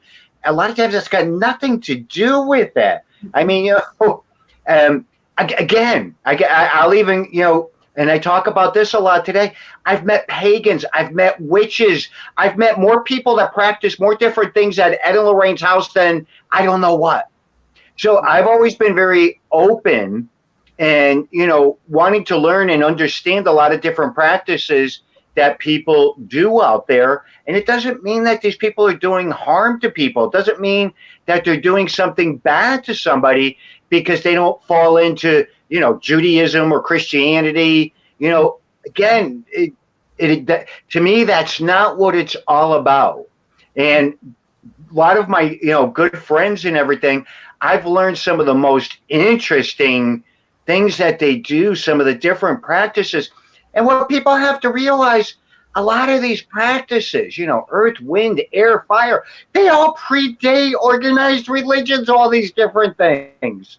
So I always look at it and I'm very intrigued. I'm very interested and watch some of these things that, occur and some of the things that people practice. And I'm sorry, I do not believe a lot of people are out there doing some of these different things to harm people.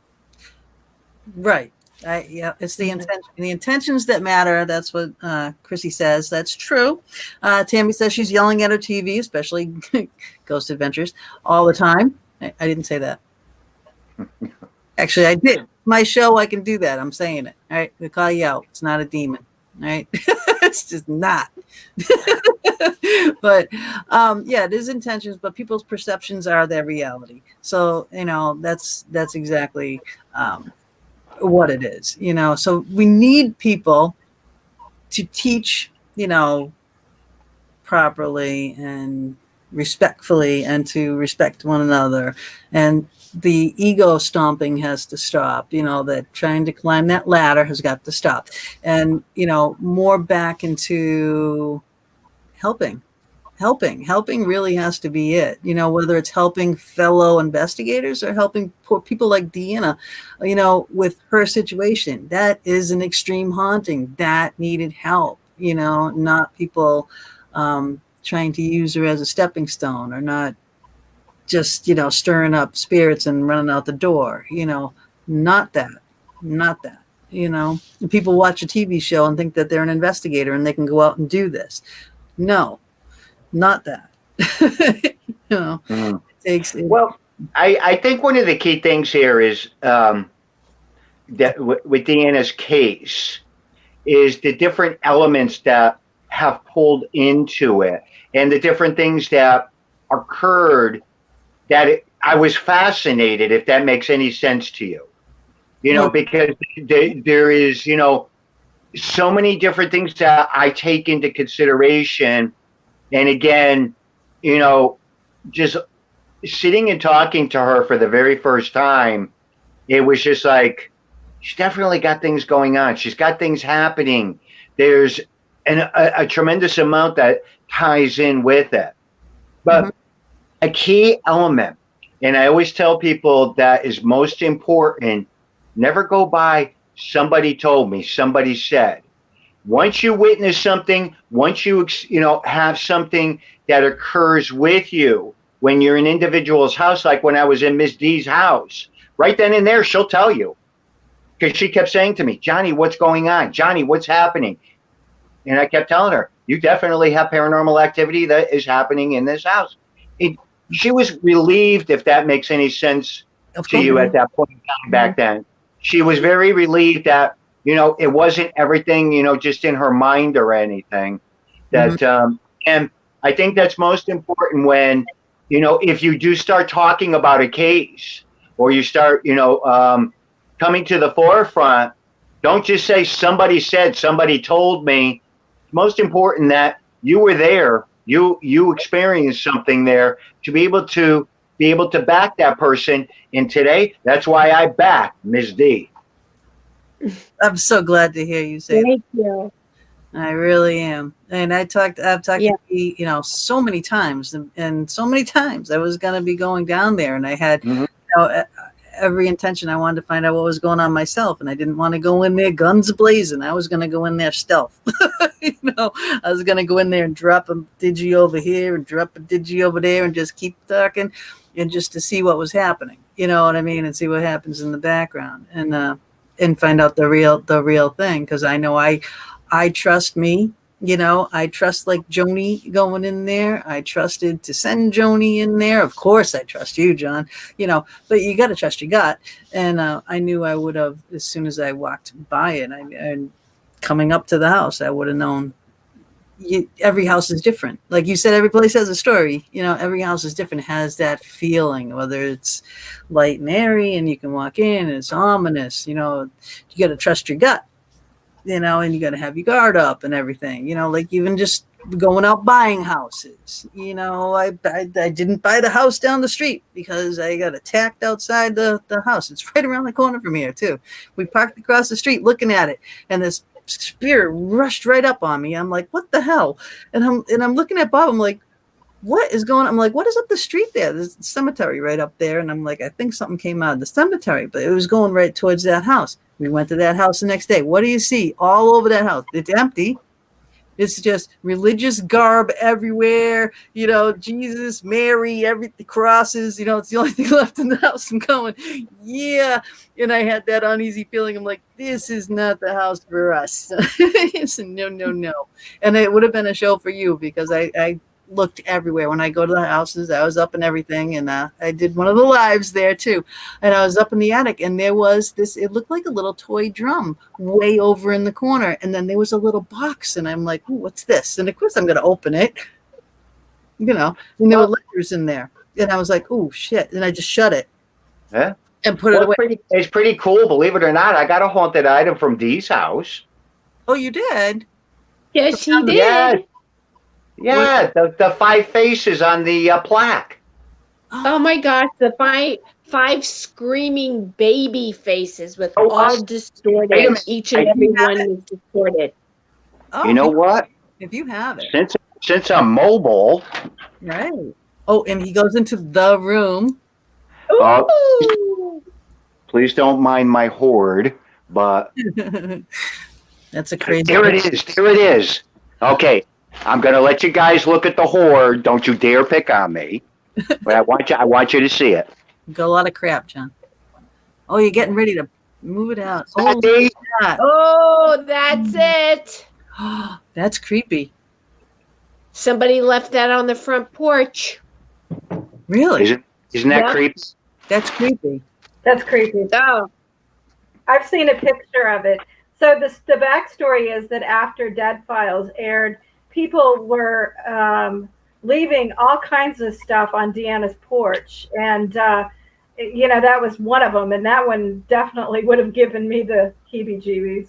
Right. Oh, that's awful. Peg, Nick, you know Peg. She got that doll, that Justine doll that you were yelling at Bob to get off of Facebook, saying, get that off of Facebook, you're feeding that doll. Well, we go visit that doll often. That doll is definitely inhabited by Justine Rose. And I don't really get much off of that doll. But every time Bob goes, damn, that doll is right on it. You know, he'll put out domes, his domes that he makes. And, you know, she'll answer questions. He'll say, hit this one for yes, hit that one for no, you know, and big conversation. Anybody else tries it? Nope. Yeah, I know how you feel. I know how you feel. You were supposed to get that job, but Peg did give it a good home, a good loving home, and it's happy there with all the rest of the objects. I sent you, Joni, didn't I, that video of that other doll that's at Peg Nick's? Yes. That was crazy. That was crazy. Have you gone to the Knickerbocker, John? Do you know? Again, I've never ever been there. It's on my bucket list. Well, come with us. We're going there soon. So, hopefully you'll be free that weekend. But of course you can come with us. Oh, I'd love to have you there. And Peg's a hoot. She's awesome. Lorraine was there. You know, I got her on video in there in the room downstairs. But there's a doll, an Asian doll in the Asian rooms. There's all these different themed rooms. So there's a World War like 2 or 1 room, whatever it is. An Abe Lincoln room. What do you call it? It's like where is she? Peg. what do you call the Asian room? But there's a little doll in there, right? Very, Oriental, slanty eyes and everything. And it was like, the Oriental women were definitely abused by men and whatnot, so she must have had a rough life, back in that time, the war zones and whatnot. So one of our guests was filming and they were getting this feeling like she thought she wanted to be more Americanized. So everyone's in all these other rooms. And I'm like, all right, well, let's go with this then. If that's what you're feeling, let's go with this. So I start with the flare, and I get the flare on this doll, right? And you can see the outlines, okay? Damn it, that doll's eyes didn't open up like an American girl. And I'm just like, are you seeing this? And we're watching it because it went from the slanty to big. Okay. And I sent Joni the video. I'm like, you got to see this. This is really crazy stuff, So, and I got that. So I have the little clip. Come to find out, after we left there, Peg had another team go in there, and somehow that doll got broken. The team refused to admit it. Poor Peg had to pay for the doll to be repaired herself. It was like, outrageous amount of money, like $400 or more to fix this porcelain doll. But didn't it come back with rounded eyes, like more Americanized than, Oriental? And I was like, wow. And so next time I go, I'm going to be like asking her, are you more happy now, that you look more Americanized? Is that what the look that you were going for? Did you break yourself? You know what I mean? These are the questions that I think of, Yeah. Is that why, no one was claiming that they broke it? It's like, well, did she fall herself? Did she just want to break her face so she could have a new face? I mean, the things, the questions that, go through my mind. Crazy. All right, guys, I'm going to go now. All right, John.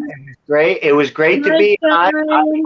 I will see you three ladies in a couple of weeks, and we'll all be getting in trouble. Absolutely. All right, thanks for having me on, and congratulations again on the book, ladies. Thank you. Thank you. Thank you. Love you, John. Bye-bye. Bye, honey. Well, how was that? Was that a good surprise, Dee? That was so cool. That was a great surprise. That was so cool. Oh, he loves you. I love him. Well, what's not to love, right? Yeah. The Godfather, please. Yes. He is. So, yeah, Joni, did you first meet him? Was that SalemCon? Was that? Yeah, the very first one. And I have a really cool story, too. So it was my very first Paracon, and I went there completely by myself, didn't know anybody, and I was a nervous wreck. And I brought, like, literally every book I had. I had cases of books. Like, I had no idea what to expect. And so when it was time to leave, I was trying to get my books out to my car, and I used one of those luggage racks and had the boxes on that. And they had the double doors at the Hawthorne Hotel. You could push the button and it would open, but it closed halfway through, and all my boxes went flying all over the floor, books everywhere, all over the foyer. And I had some friends there. There were some people I knew anyways. I don't know if I want to call them friends, but saw me struggling, and they laughed. They go, "You need help?" And I'm like, "Yeah." And they just sat there and laughed at me. And then here comes John Zaffis. Like, I had been like staring at him from across the room, like, oh my God, it's John Zaffis. Can you believe he's here? And he was the one that came over and helped me get all my books picked up. Of course, once he came over, everybody got up off the couches and came over and helped. But he made sure I got him on there, and he helped me get out to the car with him. And I thought, what a genuine, I keep using the word genuine, but it really just sums him up. He's like a real down to earth, normal person. And he's just wants to help people. And so my first meeting with him was him saving me, basically. That's awesome. My first meeting with him was at his house. Well, that's pretty cool. Yeah. That is way cool. Yeah, that was awesome. I'll never forget it. And just so nice. I didn't, I was nervous, didn't know what to expect, and just so nice, and history ever since. All right, I want to back this up here. Let's see. One of a kind, handmade, bought as a gift. All right, that was Peg talking about that doll. I don't know what Bob was saying. What about? All right, if you guys have any questions for DeAnna or Joni, and I didn't see them, please put them. Yeah, put them back in here because a lot going on in there, and I can't keep up. Okay, so just put them back up again. But if you haven't yet, and we are talking about, I know John came in and we went all over the place, but we are talking about DeAnna's story that Joni, again, masterfully has written, The Hanover Haunting, and it is available now. You can go to Amazon or where else? Where else is it that they can get it? Anywhere you can buy books, you can get it. If they don't have it in stock, you can ask them and they can order it. And that actually helps us because if you go in to your local Barnes and Nobles and ask for this book, then they may stock it and then other people see it. So, you know. Yeah, you got company again. I know. It's not a ghost cat, it's a real cat. I put one behind my computer trying to unplug me when John was on talking. So if you see me doing an angry swat, that was me trying to get the cat from behind my computer. So it's a struggle. Oh, it's funny. So now getting back to the story. Out of all the paranormal shows that did come on now, that's how I was going to actually segue into Johnny. I was going to be like going into the shows and saying, yeah, well, you also had, The Haunted Collector, come on, but we had already talked about him. So my segue went out the window. But anyway, out of all the paranormal shows, what was your favorite one to have and or people? Mine would be The Dead Files, then... Oh my God! I love Steve Bishavi and Amy Allen. Yeah, I'm sorry, I forgot. He sends you his best. He's on a plane right now because I was going to have him stop in too. So he's on a plane, but he said, send you his best and congratulations to you both on the book and stuff. So, it's wonderful. I love me some Steve. We stayed close friends. He talks to Tom, and he is a really caring, down-to-earth person. Yeah. He's just as nice as you can get. He's just so amazing. But, besides the Death Files, with Jim Casey of Painless Production of the Travel Channel, My Haunted House, Tom and I really also loved My Haunted House because that was a bio of our story and we got to tell it as is with Richard Velquez. That was an amazing experience too. That was a cool house that they used. Oh my gosh. I know everybody was like, I'm confused. That's all they have in Hollywood. They don't have our type homes. If I had that house, I don't care how haunted it was, I would never leave that. I would say, oh yeah. Dee would have got over it. No. I think we need to talk about your least favorite paranormal show. Yes. So the least paranormal show that has recently just come to the house, and why? Gosh, do I have to be careful what I say? No, it's my show. Okay. Tom and I felt like we were picked to be thrown under the bus.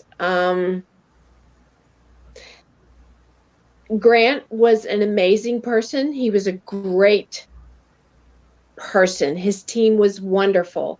But then there was this other professional side of them that they came for. They came knowing that they were going to debunk us. We really didn't share a lot of stories with them. He knew it all. I went to tell him some things. He knew it all. He's already researched us. I think that the problem, too, is that the house had already been cleansed when they came in. So it was... I told him that. I told him that. He said he did not believe a house could be cleansed. So they really didn't get much when they were there. Well, I mean, there's a couple, there's probably a couple things still lingering around. Yeah, but when they couldn't get there, Yeah, when they couldn't get anything, it's like, oh, DeAnna's a poltergeist. That's it. She's creating all the activity. And I know DeAnna and I were talking on the phone after we watched the episode, and she said, if I were a poltergeist, I'd be blowing the damn roof off this house right now. Collect the insurance, you get out quicker. Did that ever cross your mind, like just torch this place? I mean, the thought would have Just crossed to torch it? Yeah, just to torch it. You bet. But then you come down to earth on that. But no, I am not a poltergeist. I've never had poltergeist activity my whole life. Nowhere. No. Well, I mean, I think they were scrambling. They were, trying to get shows out there, and I think they wanted to do something in the area, and I like Grant. I like Grant as a person. I do. Grant's a wonderful person. Yeah, I haven't really met everybody else on the team, so I can't say, not firsthand. They were wonderful. Yep. Yeah. So. Yeah. But we were quite shocked, especially the part where they actually had evidence. They did have some EVPs. They did have some capturing. That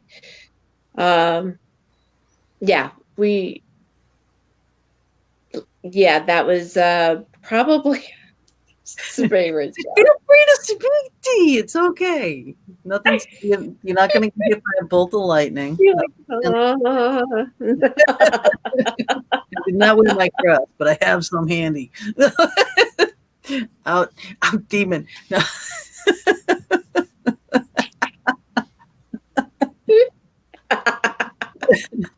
Oh my God. All right. So, all right, we'll leave that. So we didn't have a good experience there, but what was your thoughts on Amy Allen though? Amy was wonderful. Amy was very sweet, very polite. She was very quiet. She was very quiet. Huh? Not when I met her. Yeah. Well, once again, no. She was very forthcoming. She was a very good medium, but she was very factual. She was very serious when it comes to her clients or coming out to help. She was just very serious. Yeah. Not that I'm not saying that she wasn't nice. Steve is just a different personable. Yeah. He's than Amy. You hang around with. Steve is your brother. Steve is like your brother. Right. Exactly. Yeah. Just nice guy. You know what I mean? Just like anybody you'd be in neighbor. Yeah. Nice guy. Yeah.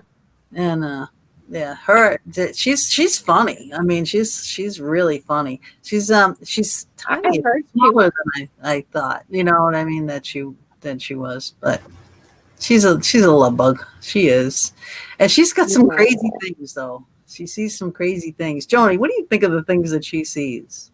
I've never actually got the chance to meet her, and I hope that comes soon. I definitely enjoy watching that show. It's one of my favorites because I feel like it really is pretty accurate. I mean, I know all these shows are for entertainment purposes only, but seeing what they did with DeAnna's house and on the show and hearing her stories, and it really was very, it did definitely confirm a lot of things that we found in research. And Steve researched a lot of things, like, things that didn't even end up on the show, he provided her with the information, like Christiana. He was the one that found the story about Christiana.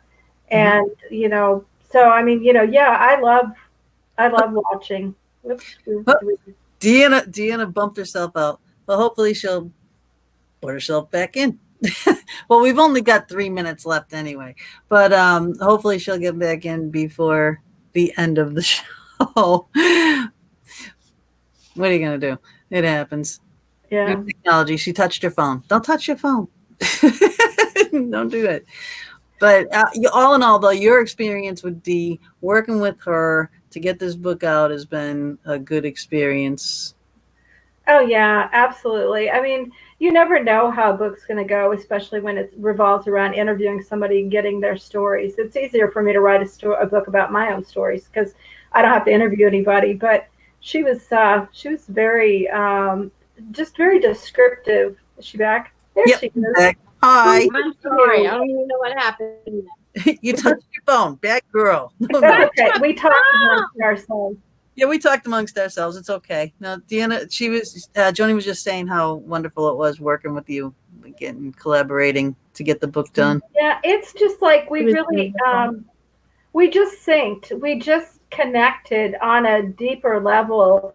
And it really was very helpful did. because I was able to really tap into her emotions. And I don't know, she's just been wonderful to work with on this book. And, you know, it's like now I have a new sister. So it's really awesome. Yes.